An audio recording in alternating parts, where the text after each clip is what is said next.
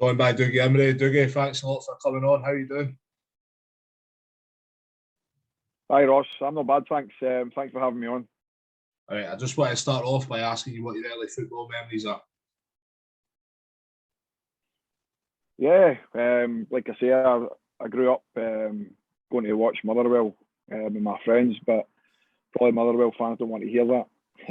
The amount of time I went there and got stick was great. I enjoyed it, to be fair, but I don't think they enjoyed it every time I put the ball in the back of the net against them. But and then obviously as you get older, you want to be playing on a Saturday, so going to watch games of football kind of stopped, because obviously then I was away playing Sunday football with my pals, and then Saturday football, amateur. Then I went junior, and obviously I went pro after that. But yeah, that was really my early days. Was going to watch Motherwell, and sometimes I would go along and watch Rangers as well. You touched on it there a wee bit. You didn't end up joining Clyde till you were about 23. Do you think that benefited you staying in the juniors for that long? And secondly, why do you think you didn't join a club before then? I don't really know. Obviously, it was difficult because all I wanted to do was be a footballer. I had a lot of trials with different clubs, and you just kept getting the same old story. You're too small. Just keep working away. But I always had that determination, if you want to put it a better word, that I would eventually get there, and I think that determination eventually did get me there. But like you say, I played junior with Lanark for 6 years. It was a good learning curve for me. During that time, you're playing against ex-pros that had come down to different teams. But like I say, it was tough in the juniors because you never got a minute. And back then, tackles now, you don't see them. You wouldn't get away with that now. So many tackles went on back then, but that's just the game nowadays. It's evolved, and it's totally different. But I really enjoyed my time in the juniors, and like I say, it probably set me up for the career I did have. I think joining the pro game a wee bit later than others almost set you on to, you were determined enough to play at a higher level. Yeah, I think so. But I think when I got that opportunity, I wanted it more. And I worked ever so hard to stay fit and make sure that I, if you want to put it, picked every week for the teams that I played for. I always gave 110% regardless of what team I played for, what manager I played under. I would like to have thought that I was a good teammate for the teammates that I played for during my career as well, because like I say, always gave 110%. But I think that was more to do with the fact that, because like you said, I'd come into the game so late, I wanted to stay in it for as long as I could. And like I say, I was playing, I was 36, 37. So yeah, I had a good career, but I think my work ethic probably kept me going for so long. What's your best memories of your time at Clyde? Clyde? Yeah. I think just obviously the debut. To walk onto the pitch that day, being my first game as a pro, was special. We had good memories at Clyde. We had a good team, young team. Playing the Scottish Cup, obviously the first time round as well. But we had a few different managers as well. I worked under Graham Roberts, Joe Miller, Colin Henry. Great series of games. So to learn from these guys, my pro career was beneficial. And listening just to their advice as well. In the 2 years that I was there, probably helped me as well through my career. Obviously, Joe Miller was a winger, and that was a position I'd kind of played mostly. So the advice that he gave me was very good, and like I say, I took a lot of different things from the three of them. You ended up heading up to Inverness after that. How much of a difference is that playing up there compared to a team in the Central Belt? Listen, it's not the only difference from playing down the Central Belt to go up to Inverness, just the distance. So for anyone going up there, like, I loved it, and most people that I speak to who's been up there are the exact same. It's just the travelling back and forward. If you're from around about the Glasgow area, it's just up and down, sometimes horrific, or maybe an accident or the snow. It can be long wait to Rosa clear, but like the place to live in is beautiful. It's a lovely area, and the people are all nice and friendly. Some nice restaurants and that to go and eat, but I really enjoyed my time up there. And like I say, I worked under some good people. Craig Brewster obviously took me up there, and then I worked under Terry Butcher, who again had a fantastic career himself. But like I say, it was a good 2 years I had up there. And just on that, what was Terry Butcher like to work under? Listen, I enjoyed working under him. He was a hard taskmaster, but I didn't mind that. I kind of had that during my juniors times with a manager called Dan McDonald, who had won the Junior Scottish Cup 6 times walking lick. Really, really hard. But again, that grounding from him probably helped me as well, because they were really, really tough on me. But they always said that I would get an opportunity to go a higher level, and they were right. But their grounding of me probably helped me when I went to work under Terry, because, like I say, it was hard, but it was fair as well. He was fair, but when he went off on one, you knew not to answer back, because he was scary. Can you remember a time in particular when he absolutely lost it? I do. I actually spoke about it in Open Goal the other week there. It was a game at Aberdeen. We done actually well in the game, so it was around about the 84th minute.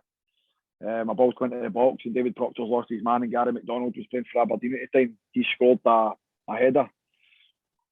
So you knew when Terry was going to go off his nut, because he would come in, walk about, then go out, and then come back in, and you knew he was just going to go off once. So it was a night game, so this particular night we're up at Aberdeen, and like I say, Prox has lost his man, and he comes in and he's going round in circles, and then just comes back in. So but at Aberdeen, there used to be like a glass panel in the door.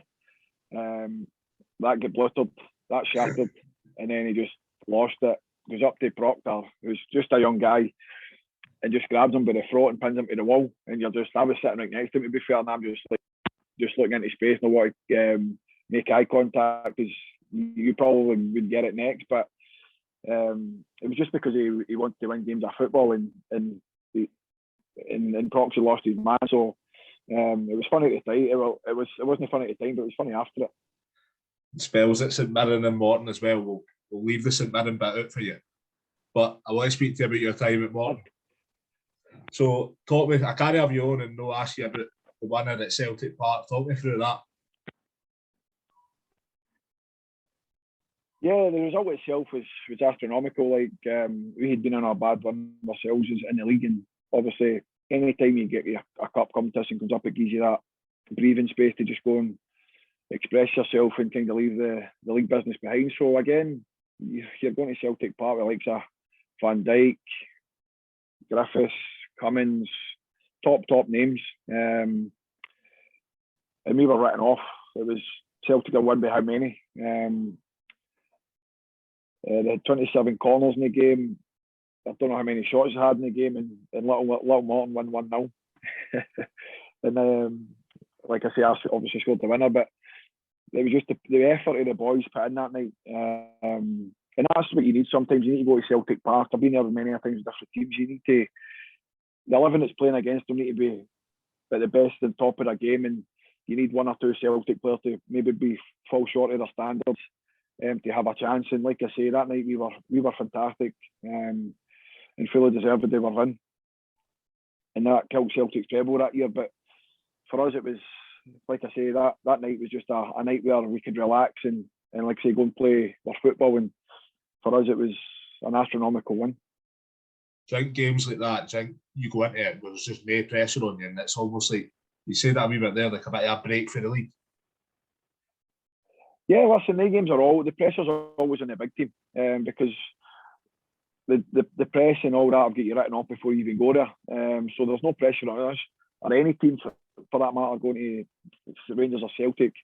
You just go and you try and give as best account of yourself as you can, and see what happens in the 90 minutes. And for us, we got that one opportunity and we put it away. And then, like I said, we defended really well. It was back to the wall at times, but as an 11, we done really well, defended well, and like I say, come away with a famous victory.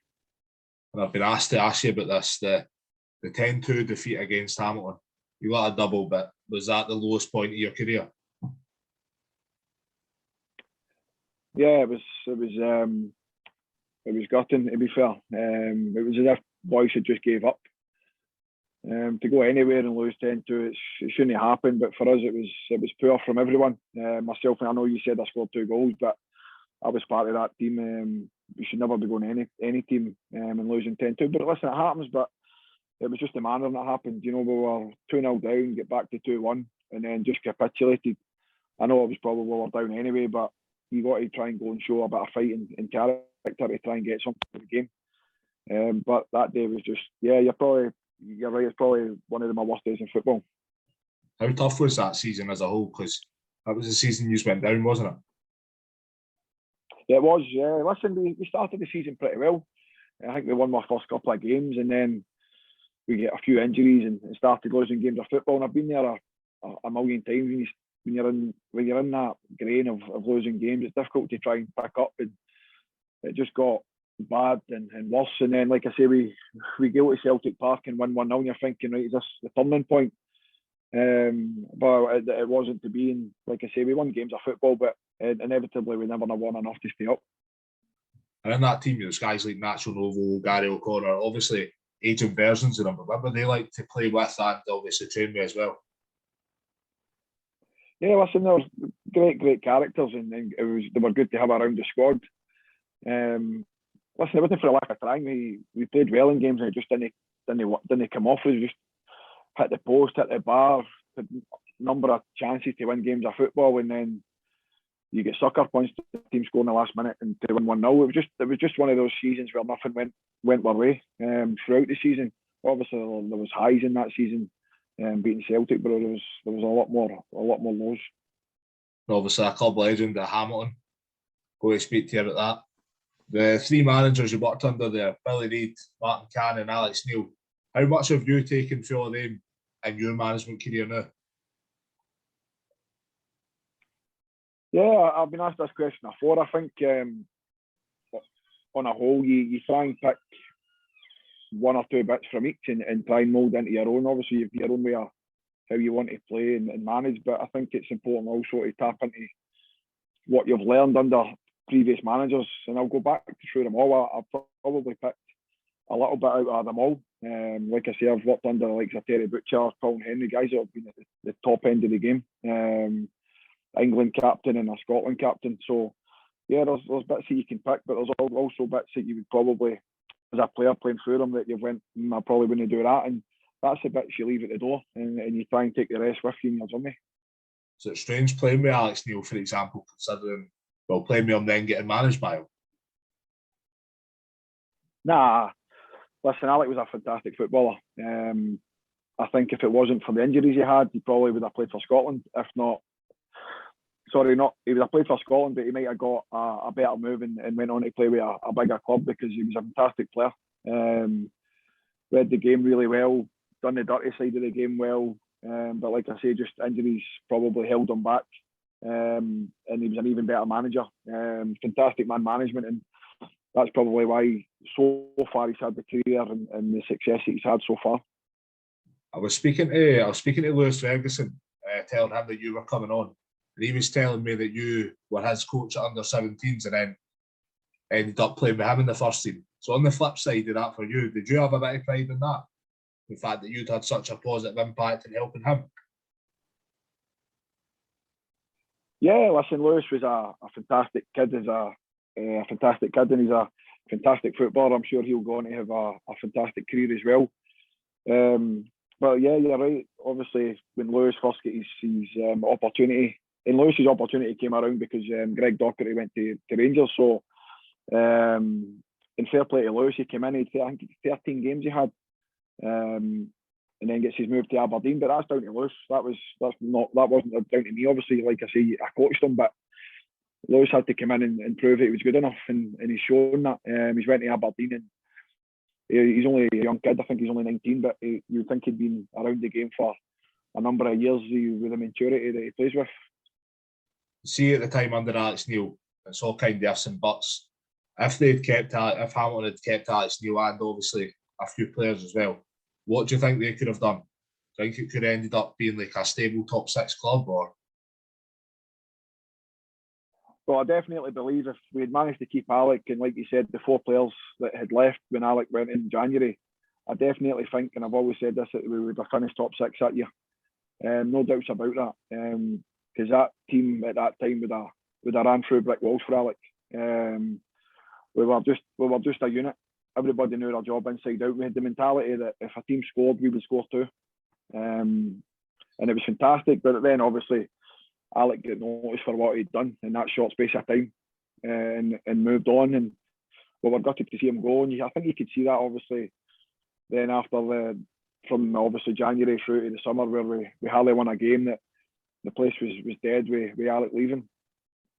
And what is it about Hamilton? He's defied the odds for so long in terms of staying in the Premiership. The fact that people were constantly battering you down, was that something that you almost used to fuel the adrenaline every Saturday? Well, for me personally, I kind of grew on that. That was an edge for me. I took that to personally and wanted to do well. But I think as a whole, as a group, we used that to spur us on and try and defy the odds. And like you say, for 7 years we managed that, because every season before the season started, every press newspaper had Hamilton relegated. And for us, that was motivation to prove everyone wrong. And like I say, we were probably punching above our weight for a long time. But obviously when we went down, it was gutting to go down, but we gave it our best shot. But like I say, for the 7 years that we were in the Premier League, it was motivation every year to try and defy the odds and the pundits that were putting us down every year. You always seem to be that player that the opposition fans love to hate. Why do you think that was? I think you buzz off it a wee bit, don't you?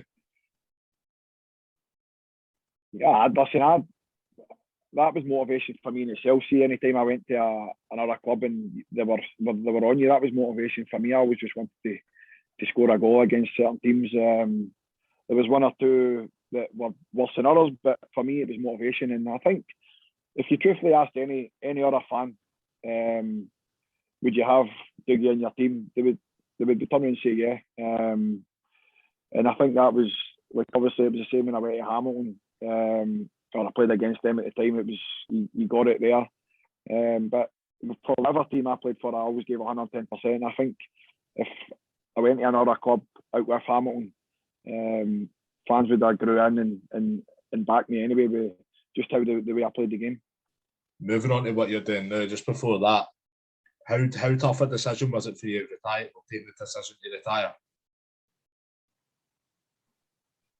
It was difficult, Ross. I'm not going to lie. It was difficult. I still had legs. I still think I could have played maybe another 1, possibly 2 years. But it was more the opportunity to go into coaching that made my decision. My son came along as well at the time, and I wanted to try and spend more time with him. So it was more the fact of security, another job beyond football. Because if I never took the offer of the job at Hamilton, and you never know with injuries, etc. The time may have came where I couldn't get a new contract, and I might have to have moved on and found a new job. So there was a lot going on at the time, and that kind of made up my decision to retire and go into coaching. When did you start your coaching badges? What age?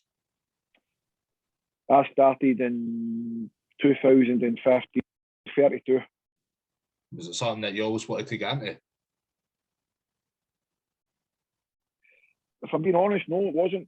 It was only really when I went back to Hamilton, I was asked by George Cairns if I'd like to do a wee bit of coaching in the academy. And I went in a couple of nights, and then the more I went in, I get more enjoyment out of it. And then I said, no, what, I'll go and do my badges and see where it leads to. And then, like I say, I get involved with the 17s and managed to get them to Europe and go through the full season undefeated.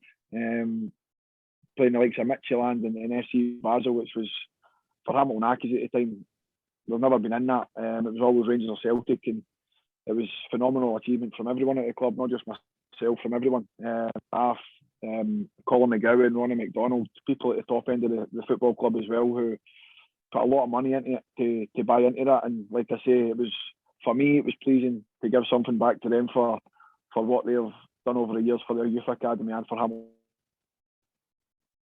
Why is the academy so important to have?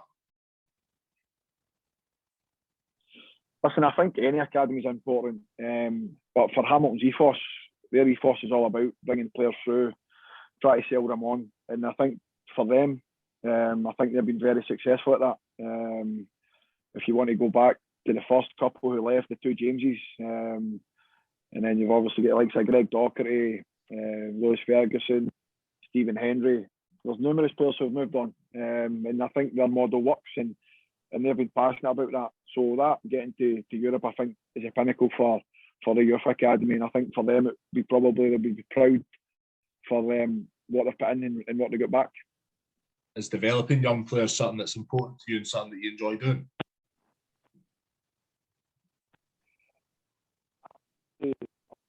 Players in my team, but I don't just saying on you go. I think they need to be ready, because I think if you put young kids in too early, you could lose them. So I think you have to drip them in, give them a taste of it, bring them back out, and then if they can handle it, then I think they're ready to play week in, week out. And move to a similar role at Livingston, head of the academy. Was that a challenging time to go when it was like the academy wasn't actually officially set up as such? Yeah, but it was something that I look forward to. I was given a task by Davy Martindale, and now it's thriving. Now it's up and running now. So for me, I'm proud, obviously, to have it in there and set up the academy again. And hopefully, like I say, Livingston and the first team level are doing really well. I hope they finish top 6. And like I say, the academy just started in the last few weeks. So no, I'm proud that that's happened. But obviously, it was a tough decision to leave as well. Tell me a wee bit about working under Davy. What's he like? He's a good guy. Listen, Davy's just passionate. He's passionate about his team. He's passionate about his football club. He gives 110% everything he does. And like I say, I was privileged to work under him for the 6 months that I was there. Privileged that he gave me the opportunity to get back into football, because obviously I left Hamilton in that summer, and Davy gave me that opportunity to get back into football, and I'll always be proud of him doing that for me, because like I say, if it wasn't for him, I maybe not be in the job that I'm in just now. What's he like on the training park every day? He's been on here, he's absolutely brilliant, isn't he? Oh, he's top notch. He's top notch. He's like I say, his standards are through the roof, and that's probably why Livingston, if they do it this year again, have finished top 6 last 3 years in a row, because he doesn't accept anything less than what he accepts. So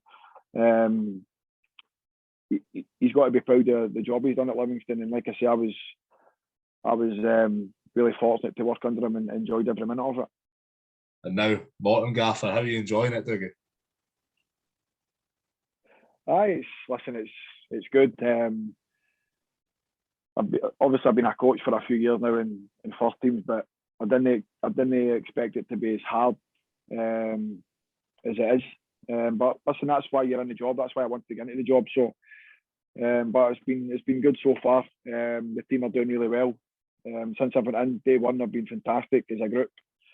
But we're not safe yet. We've got a few more games that hopefully we can pick up points, and maybe in the next few weeks we'll be able to relax. But like I said, it's going to be a tough 7 games to go. The team were struggling when you came in. What is it that you went in and tried to implement and change?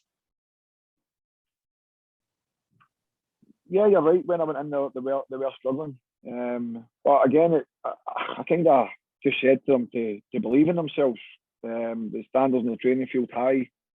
Work hard for each other, and give it your all. And like I say, since I've been in, yeah, we've had a couple of bad games here and there, but that happens to every team. But I can't fault any one of their efforts. And like I said to them when I first went in the door, that it would be a squad. We would take a squad to get us safe and to win games of football, and that's been the case. Everyone will get an opportunity. And I said to them, like, the team that I picked my first game, if you do your job properly, you'll keep the jersey. And really, I've only really changed the team for injuries or people being suspended. It's not, I've just not put people out for the sake of pulling them out. I think it's, to be successful, you need a stable starting 11. and we've certainly had that, and I think that's why we've picked up as many points as we have so far since I've been in. What's the main differences that you've found between being a coach and a manager so far?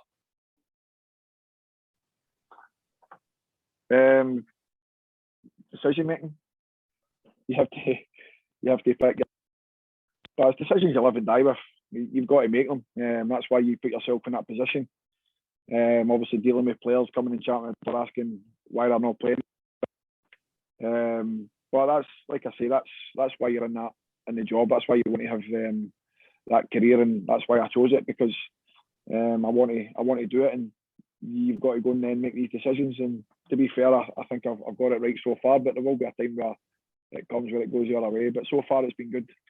Did you feel as if it was, well, going back to Morton, it was kind of an opportunity you couldn't have turned in? To be fair, at the time, it was a difficult decision because I really enjoyed my time at Livingston. Obviously, I thought about it.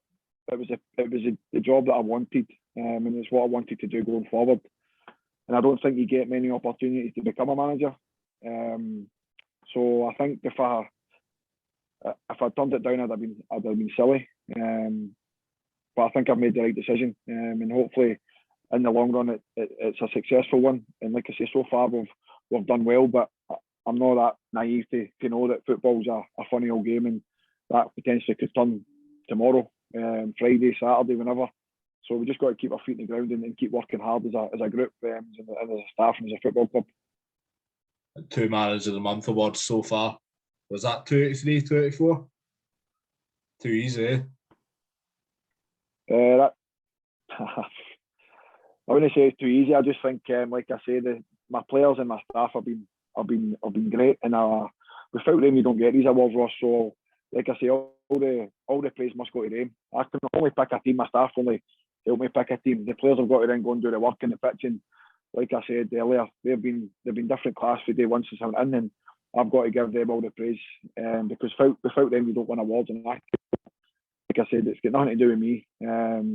I've got to give all thanks to my staff and my players. And what's the goals over the next couple of seasons with you at Morton? Yeah, well, obviously this season, when the position that we were in when I first went through the door was to be basically just survival. I know we're sitting 6 just now, but I'll take 8.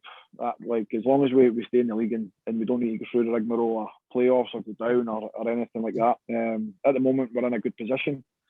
We're 9 points off the bottom, albeit don't feel I've got a game in hand. But the main objective this season was to just stave off a relegation. It's not over yet, but we're in a good position just now.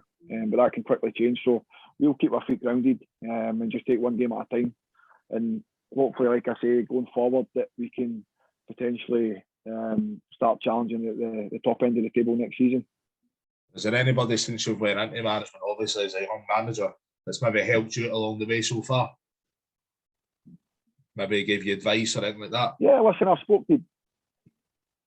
I've not really spoke to many people. Obviously, I've spoke to Davey a few times in certain things.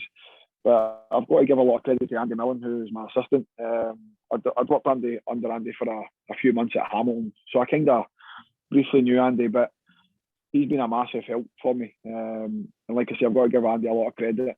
He's a vastly experienced coach, and like I say, for me, having someone of that experience and been in the game a long time, knows a lot of people, knows the game inside out. Just for me, having that guy behind me has been massive for me. And like I say, I've got to give a lot of praise to Andy and the rest of the staff as well, but more for Andy because we work closer together, and like I say, he's been a massive help. How important is that to have an experienced assistant in your first job? Yeah, I think it's massive for any young coach to have that experience behind you. Andy's been in the game since 1983, so a long time. Knows everyone, knows all the leagues inside out. Had a fantastic career himself. Played till he was over 42. So, yeah, for me, I can't thank Andy enough for everything he gives me and day in, day out. If it's all right with you, Dougie, we'll finish off with the quick fire questions. Yeah, no problem, Ross. Fire away. So your best mate in football?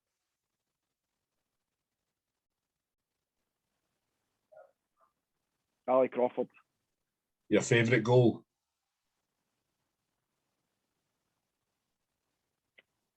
Tynecastle. Scored a 35-yarder top bin. The best stadium you've played in? Ibrox. The best player you've played against?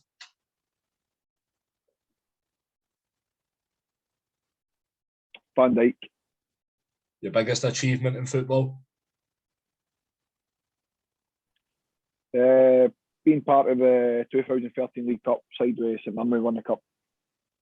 The biggest moaner that you've played with? Biggest. The biggest moaner.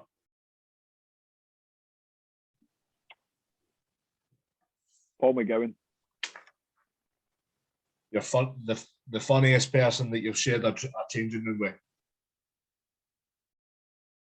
Louis Longridge, hands down. And lastly, this might get you, I meant to actually say this before. The best team 85-a-side players you've played with and why?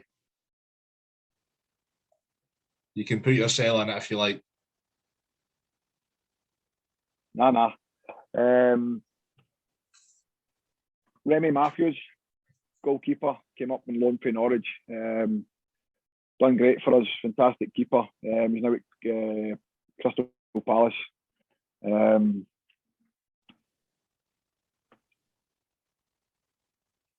Michael Devlin, fantastic kid. Played with him at Hamilton. Great defender, just been very unfortunate with injuries. Or he'd have had probably a great career. He's up at Aberdeen now, but yeah, for me, Michael can go as far as he wants, but obviously he's injured just now. Tony Andrew. For me, Tony was outstanding at Hamilton in the half season. Then obviously goes with Alec to Norwich. So Tony was a fantastic player. I need to put in the Ali as well. Ali Crawford would be another one. Fantastic kid, fantastic footballer. Just to call him the magician. And striker Jason Scotland. I played with Jason at Hamilton as well, and like I said, he couldn't get the ball off of Jason, so he would be my striker and my five-a-side team. Just fire the ball into him and run off him. Get all the runners off him. So that would be my fun. Nice you one. run off him all day. That's all we used to do. Top man, Dougie. Thanks a lot for coming on. I couldn't put myself in there, Ross. That wouldn't be fair. Top man, thanks a lot.